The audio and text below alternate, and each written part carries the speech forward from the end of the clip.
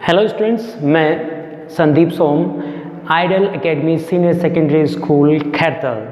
आज जो अपना टॉपिक है वो हम स्टार्ट कर रहे हैं। सब्जेक्ट है हमारा फिजिक्स। अब फिजिक्स मीन्स भौतिक विज्ञान।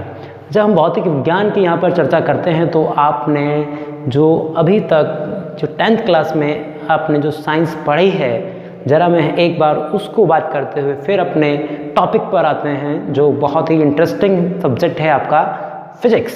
अब सबसे पहले आप देखें जो आपने 10th क्लास में यहाँ पर एक सब्जेक्ट पढ़ा है आपने साइंस, जिसको हम हिंदी में विज्ञान कहते हैं।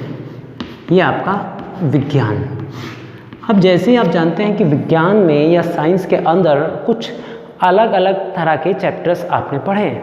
अब अगर मैं इसमें बात करूं तो इसमें कुछ चैप्टर्स थे फिजिक्स के, जिसको हम हिंदी में अगर बात करें तो क्या बोलते हैं आप, भौतिक विज्ञान। ये आपका हिंदी में नाम क्या है इसका, भौतिक विज्ञान। अब एक पोर्शन तो हो गया कि इसका आपका फिजिक्स का। अब दूसरा पोर्शन जो था उसमें आपका एक पोर्शन में आता है उसमें केमिस्ट्री। तो केमिस्ट्री को हिंदी में हम बोलते हैं आप रसायन विज्ञान।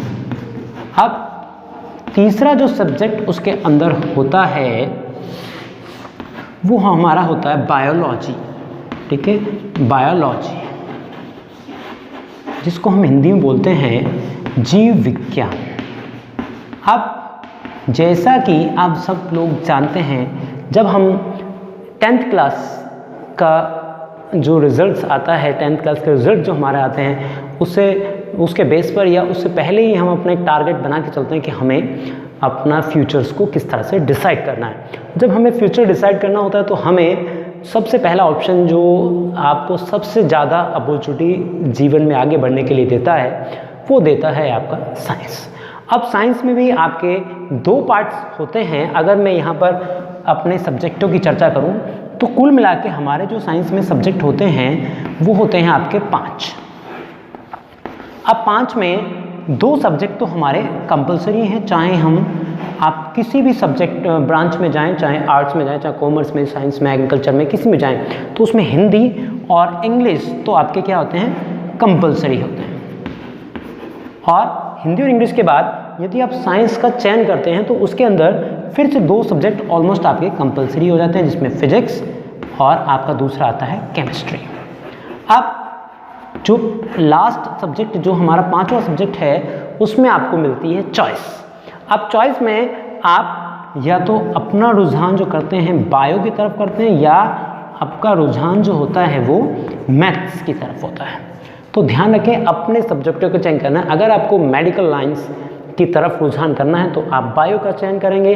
अगर आपको टेक्निकल लाइन में, इंजीनियरिंग लाइन में, या आपको जितने भी सिग्नल्स वगैरह के फॉर्मेट में जाना है कहीं पर, तो आप मैथ का चयन करेंगे। तो ये तो हमारा क्या एक सब्जेक्ट का पैटर्न है जो आपका 11th और 12th में रहेगा। अब इसके अलावा जो हमें आज मैं आपके सब्जेक्ट की बात करना चाह रहा हूँ कि इसमें से आपको कोई भी, या तो आपके पास physics chemistry, Hindi English physics chemistry और बायो होगी, या हिंदी इंग्लिश फिजिक्स केमिस्ट्री और आपके पास मैथ होगा। तो आपको जो मेन है वो आपको 3 सब्जेक्ट आपके ऐसे होते हैं जिसके बेस पर आपका कैरियर आपका बनने वाला है। तो आज हम ऐसे ही अपने एक सब्जेक्ट की चर्चा कर रहे हैं, और जो क्या है आपका भौतिक विज्ञान। ठीक है, आज जो हम डिस्कस करेंगे, हम लगातार डिस्कस करेंगे वो इस पर डिस्कस करेंगे। जब हम बात करते हैं अपने भौतिक विज्ञान की, तो भौतिक विज्ञान में हमने जो 9th और 10th का पोर्शन अगर हम बात करते हैं तो उसमें हमने कुछ चैप्टर्स हमने पढ़े हैं साइंस के फॉर्मेट में। जैसे कि अगर मैं 9th क्लास में डिस्कस करता हूँ तो 9th क्लास में एक चैप्टर जो हमने पढ़ा है, सबसे पहले अगर मैं बात करूँ तो यहाँ पर गति या गति के नियम या गति के समीकरण जिसमें आते हैं। और ये चैप्टर कौन सी क्लास में है, ये 9th क्लास में है। और दूसरे चैप्टर की अगर मैं बात करूं तो इसमें दूसरा चैप्टर आता है आपका गुरुत्वाकर्षण का। तो ये आपका गुरुत्वाकर्षण। अगर मैं यहाँ पे अपने 3rd चैप्टर की बात करूं तो वो 9th क्लास के जो अंदर है वो था आपका ध्वनि। ये 3 चैप्टर हमारे जो फिजिक्स के पोर्शन के, भौतिक विज्ञान के पोर्शन के हैं, वो आपके किस में आते थे, 9th क्लास में। और जो 10th क्लास में आपके जो आए हैं अभी, उनमें जब बात करें तो एक चैप्टर हमारा आता है प्रकाश, दूसरा चैप्टर था हमारा विद्युत धारा, या आपका विद्युत धारा, और जब तीसरा चैप्टर की हम बात करते हैं तो वो क्या है आपका कार्य, ऊर्जा एवं शक्ति। कार्य, ऊर्जा एवं शक्ति। तो ये हमारे क्या है कुछ पोर्शन हैं। अब हमने अपना जो फर्स्ट वीडियो है उसमें आपको सब्जेक्ट के बारे में बताया था कि हमारा जो सब्जेक्ट है उसमें कुल मिला के हमारे एनसीईआरटी सिलेबस इस बार आरबीएसई और सीबीएसई दोनों में ही आपका एक ही सिलेबस दोनों में चलेगा, ठीक है, और वो होगा आपका एनसीईआरटी के अकॉर्डिंग। अब एनसीईआरटी में जो हमारा सिलेबस है वो 15 चैप्टर्स में डिवाइड कर दिया है, और आज हम अपना जो डिस्कस कर रहे हैं वो भौतिक विज्ञान कर रहे हैं। तो जो हमारा अगर मैं जो हमने पढ़ा है 9th और 10th के अंदर, तो 9th में जो हमने पढ़ा ये वाले तीनों जो चैप्टर्स हैं 9th वाले, और अगर मैं इस चैप्टर्स की बात करूं ये कुल मिला के जो 4 चैप्टर्स आपके बनते हैं ये टोटल हमारे 11th क्लास में हमें देखने को मिलेंगे और हम इनको पढ़ेंगे अच्छे से। तो कुल मिला के ये जो हमने 6 चैप्टर्स 9th और 10th के अंदर पढ़े हैं तो वही हमें भौतिक विज्ञान के चैप्टर्स हैं, साइंस फिजिक्स के चैप्टर हैं। तो सबसे पहले हम बात करते हैं कि वास्तव में जो भौतिक विज्ञान है क्या। जब भौतिक विज्ञान को जानेंगे तभी हम उसके बारे में कुछ बता पाएंगे। तो भौतिक विज्ञान जब हम परिभाषा की बात करते हैं, भौतिक विज्ञान मतलब आपका इंग्लिश में बोले तो फिजिक्स। तो भौतिक विज्ञान विज्ञान की वह शाखा है, भौतिक विज्ञान विज्ञान की वह शाखा है जिसके अंतर्गत प्रकृति के भौतिक गुणों तथा उनसे संबंधित क्रियाओं या घटनाओं का अध्ययन किया जाता है। वो क्या कहलाते हैं आपके भौतिक विज्ञान कहलाता है, ठीक है।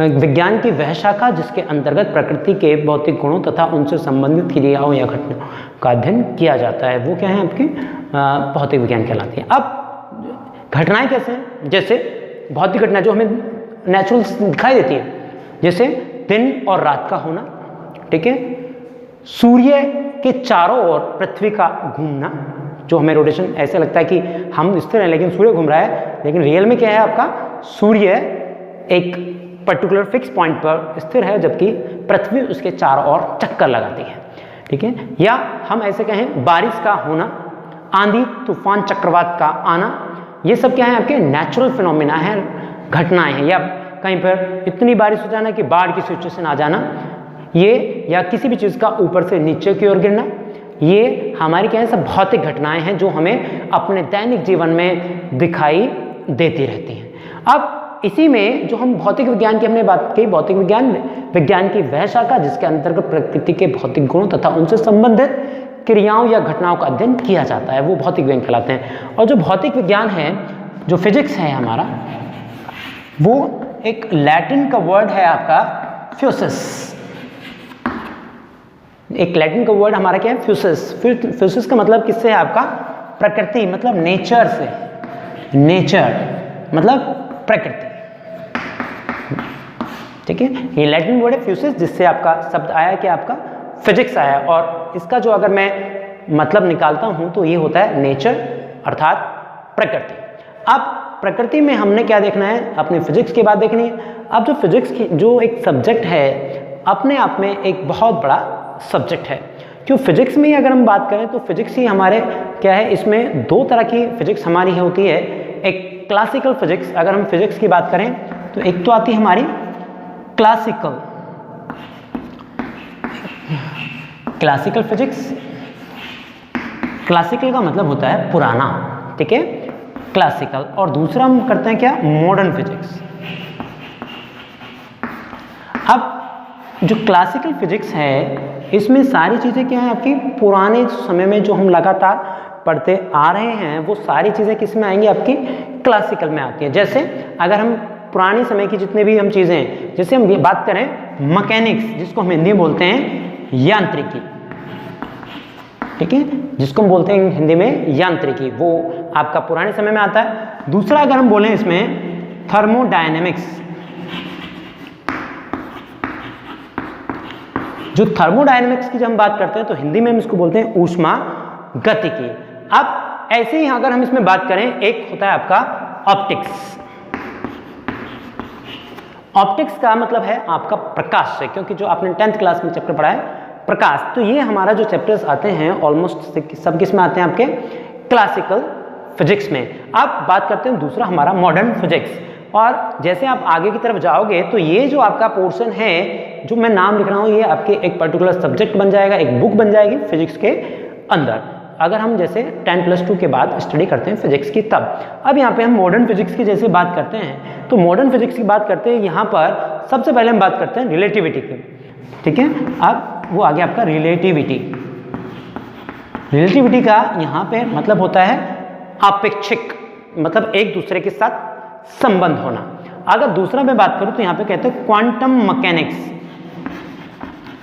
क्वांटम मैकेनिक्स, क्वांटम का मतलब होता है आपका क्वांटा, मतलब एक स्मॉल पार्टिकल्स के ऊपर जब हम रिसर्च करते हैं, कोई भी स्मॉल चीज़ के ऊपर हम लेके चलते हैं तो वो किस में आता है आपको क्वांटम, मतलब क्वांटा मतलब छोटा, यांत्रिक फिजिक्स। अब यहाँ पर अगर हम बात करूँ आपकी न्यूक्लियर फिजिक्स, न्यूक्लियर फिजिक्स, जो न्यूक्लियर फिजिक्स है वो आपने जैसे आपके समय में आप सुनते हैं, आप परमाणु बम, एटम बम बनाते जा रहे हैं, हाइड्रोजन बम बना रहे हैं, अपनी इंटेंसिटी को लगातार क्या हम इंक्रीज कर रहे हैं, तो वो सारा का सारा जो पोर्शन आता है वो हमारा जो आता है वो किस में आएगा आपका न्यूक्लियर फिजिक्स में। अब इसी के साथ अगर इसमें हम और चाहें तो इसमें एटॉमिक फिजिक्स, एटॉमिक फिजिक्स, अगर मैं यहाँ पे एटॉमिक की बात करता हूँ तो एटॉमिक का मतलब है आपका किससे, यहाँ पर जो हम लगातार प्रकाश या हम जो अपने चांद तारों की जो हम बात करते हैं, एस्ट्रो की बात करते हैं, स्पेक्ट्रोस्कोपी की बात करते हैं, तो सारा का सारा हमारा इसमें न्यूक्लियर और एटम्स के बारे में, न्यूक्लियर और एटम्स के बारे में हमारा सारा का सारा डिस्कस किस में आ जाएगा आपका एटॉमिक फिजिक्स में। तो ये हमारा क्या है पोर्शन है फिजिक्स का, जिसमें हम आधुनिक फिजिक्स और जो पुराना फिजिक्स है उसमें हम पढ़ते चले जाते हैं। अब ऐसे ही हमारा इसमें जो चैप्टर्स है अगर हम बात करें तो उसमें हम सबसे पहले जो हम चैप्टर लेके चलेंगे, इसमें पहला चैप्टर हमारा भौतिक जगत, फिजिकल वर्ल्ड। और फिजिकल वर्ल्ड में जब बात करते हैं तो भारत में या वर्ल्ड में किन किन साइंटिस्टों ने अपना योगदान उसमें दिया है, तो हम उसका उसमें क्या करते हैं डिस्कस करते हैं। तो उस चैप्टर्स हमारा क्या है टोटल वो थ्योरेटिकल चैप्टर्स है, तो थ्योरेटिकल चैप्टर्स को हम अपना डिटेल से पढ़ेंगे और उसको जब स्कूल ओपन होंगे तो उसके बारे में हम ज़्यादा से ज़्यादा डिस्कस करेंगे। तो आज जो हम इसमें अपना एक चैप्टर्स का थोड़ा सा आपको बता रहे हैं वो है हमारा chapter number 2 unit and measurement.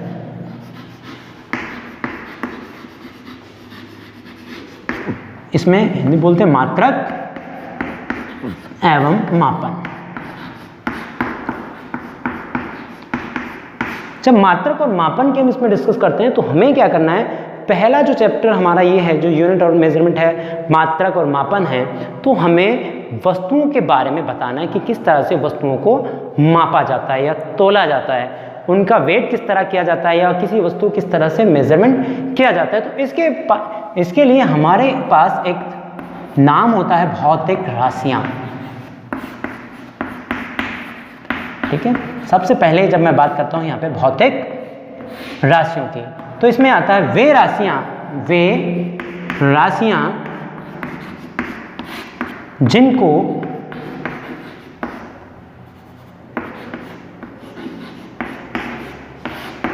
प्रत्यक्ष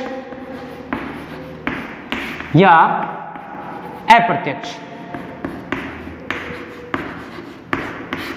वे राशियां जिनको प्रत्यक्ष या अप्रत्यक्ष रूप से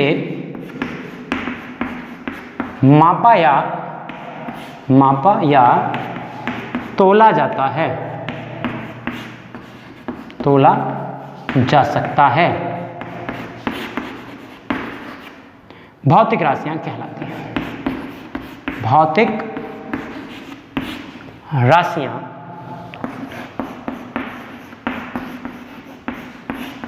कहलाती हैं।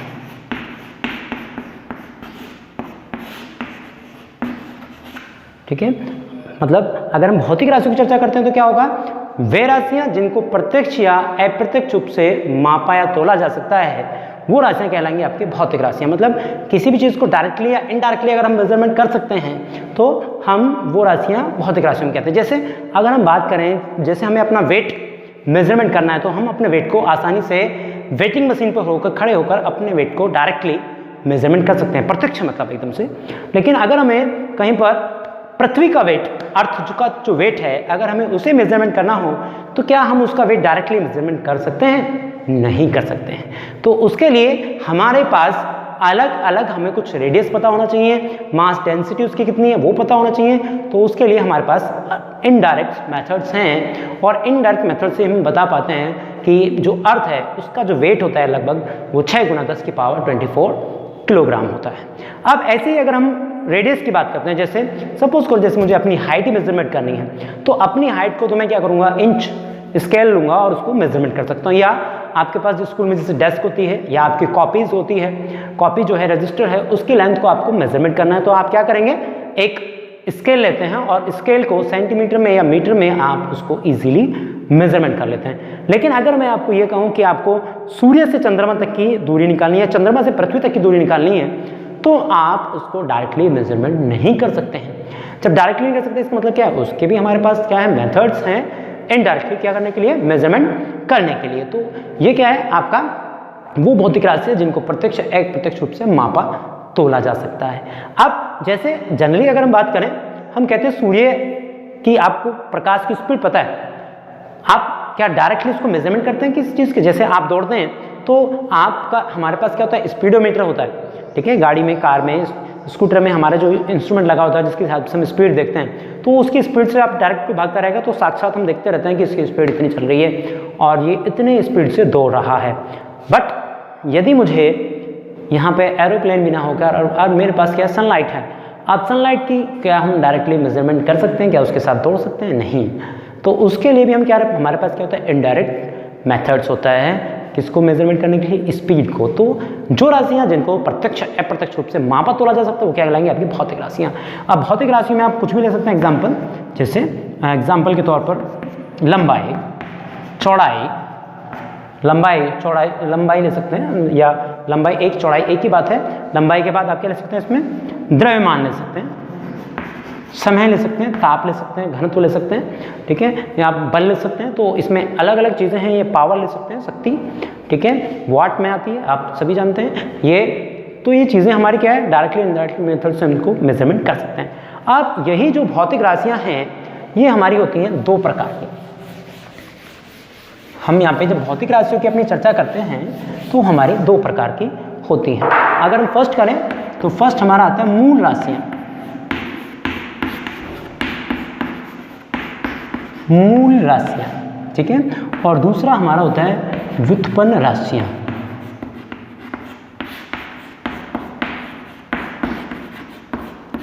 तो मूल राशियाँ वे राशियाँ होती हैं जो पूर्णतः स्वतंत्र होती हैं, वे राशियाँ जो पूर्णतः स्वतंत्र होती हैं और अन्य किसी राशियों पर निर्भर नहीं करती हैं। वे राशियाँ जो पूर्णतः क्या है, आपके स्वतंत्र हैं तथा अन्य राशियों पर निर्भर नहीं करती हैं, वो कहलाती हैं आपकी क्या, मूल राशियाँ। अब जो हमारी मूल राशियों की संख्या है वो है हमारी 7, ठीक है। हमारी जो मूल राशियाँ कितने प्रकार की, आपकी 7 प्रकार की हैं। और 7 में कौन कौन सी आती है, अगर मैं इसके एग्जाम्पल के तौर पे यहाँ बात करूँ तो सबसे पहले अगर मैं बात करूँ तो सबसे पहले हम लेते हैं यहाँ पे लंबाई, लेंथ, ठीक है। अगर हम दूसरा एग्जाम्पल लें तो वो क्या आएगा आपका, द्रव्यमान। तो 7 मूल राशियाँ हैं हमारी। और तीसरा हम बात करें तो हमारे पास होता है समय। चौथे की अगर हम बात करें तो वो होता है हमारे पास ताप। अगर पांचवें की बात करें तो वो है हमारे पास विद्युत धारा। और यदि हम छठे की इसमें चर्चा करते हैं तो वो है हमारा ज्योति तीव्रता या प्रदीपन तीव्रता। और यदि हम 7वें की बात करते हैं तो वो क्या है, आपकी पदार्थ की मात्रा।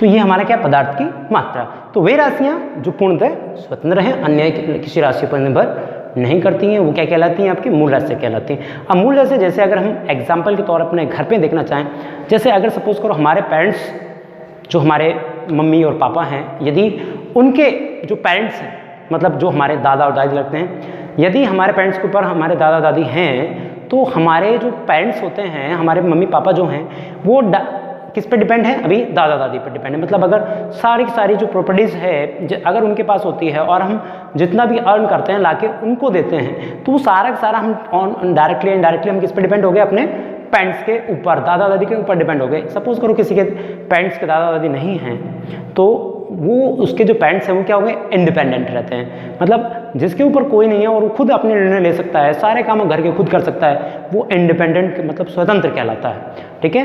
और ऐसे ही हमारी दूसरी राशियाँ होती हैं व्युत्पन्न राशियाँ। वे राशियाँ जो मूल राशियों के पदों में व्यक्त की जाती हैं। वे राशियाँ जो मूल राशियों के पदों में व्यक्त की जाती हैं, ये कहें वे राशियाँ जो स्वतंत्र नहीं होती और मूल राशियों पर क्या करती हैं? निर्भर करती हैं, वो राशियाँ आपकी व्युत्पन्न राशियाँ कहलाती हैं। अब इसमें आप कुछ भी ले सकते हैं। एग्जाम्पल के तौर पर जो भी 7 राशियों के अलावा घनत्व ले सकते हैं, आप आयतन ले सकते हैं, आप इसमें बल ले सकते हैं, आप इसमें कार्य ले सकते हैं, आप इसमें संवेग ले सकते हैं, आप इसमें पावर ले सकते हैं, शक्ति ले सकते हैं। तो आप इसमें कुछ भी राशियों को आप जो भी है वो ले सकते हैं। तो इस तरह की राशियाँ और इनके जो मात्रक होते हैं, अभी मात्रक का डिस्कस हम करेंगे अपनी अगली वीडियोज़ में कि मात्रक वास्तव में है क्या और किस तरह से चीज़ों को मेजरमेंट किया जाता है। तो आज हम अपनी वीडियो में इतना ही रखेंगे। तो आज के लिए इतना ही। धन्यवाद।